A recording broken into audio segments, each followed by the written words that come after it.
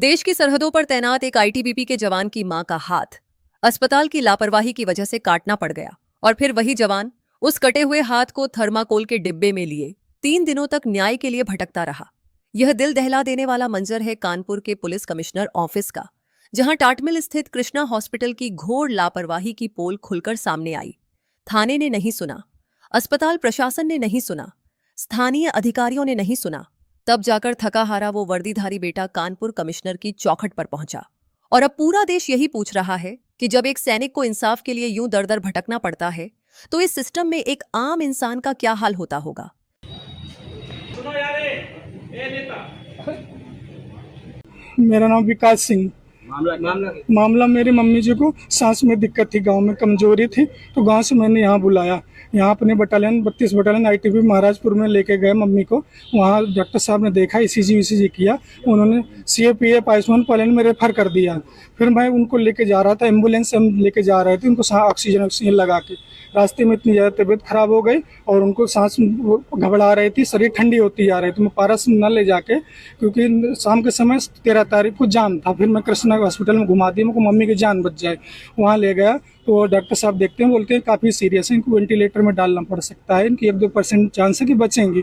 पर किसी तरह भगवान नहीं, वो वेंटिलेटर में नहीं डालना पड़ा। उनकी सांस बड़े दिन रात भर में आराम मिलता है। तो सुबह उठती हैं तो उनका हाथ, दाहिना हाथ काला पड़ा है, सूजा हुआ है। तो वो बोलती हैं, तो स्टाफ को तो तुरंत फटा वीगो निकालते हैं, वीगो निकाल लेते हैं। और फिर मैं जाता हूँ मिलने, 7 से 8 का आईसीयू में डाल रखे थे। तो मैं कहूँ ये क्या हुआ हाथ में? बोले अरे कुछ नहीं, ठीक हो जाएगा। उन्होंने ड्रेसिंग वेसिंग की है उसको। शाम को फिर मिलने गया, शाम तक ही ड्रेसिंग बंधी है, वो सूजन बढ़ती जा रही है, दर्द इतनी बर्दाश्त में मम्मी एकदम तड़प रही है, कोई सुन नहीं रहा। फिर ड्रेसिंग खोले, फिर मैं बोला क्या हुआ, दवा कुछ जांच की है? तो बोले कि ठीक हो जाएगा 1-2 दिनों। फिर मैंने अपने बटालियन में बात किया, कोई यार यहाँ ऐसी बात, बोला उसको वहाँ से रेफर कर लो, अस्पताल सही नहीं है, उसको पारस में ले जाओ। वहाँ लेके गया, वहाँ डॉक्टर साहब आए, उन्होंने सीसीयू में डाल दिया मम्मी को। बोले क्या दिक्कत थी? मैं कहूँ सांस की दिक्कत थी, उनको कफ जा रहा था, कमजोरी थी। बोले हाथ में क्या हुआ? तो मैं कहूँ सर पता नहीं, रात भर में कृष्णा अस्पताल वालों ने 13 तारीख को कृष्णा में ले गए, 24 को शाम को ही, 14 तारीख को शाम को मैं पारस लेके चला गया रेफर।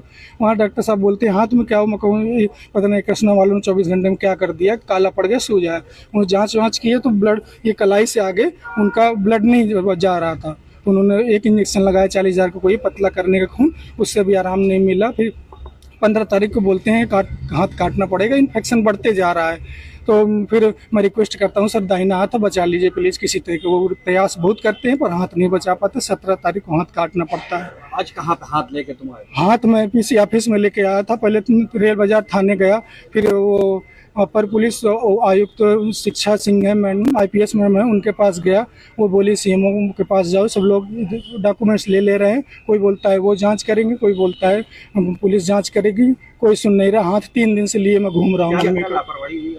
लापरवाही से तो अब डॉक्टर बता सकते हैं क्या लापरवाही। कोई बोलता है कि वीगो जो नस में डालना था मांस में चला गया होगा, या अब हम क्या जाने से। हमें न्याय चाहिए साहब जी, इसलिए अब घूम रहा हूँ मैं। अपने मम्मी कहाँ थी जिसने इतना बड़ा किया, खिला पिला के आज वही हाथ लिए न्याय के लिए घूम रहा हूँ। कोई सुनने का राजी नहीं है।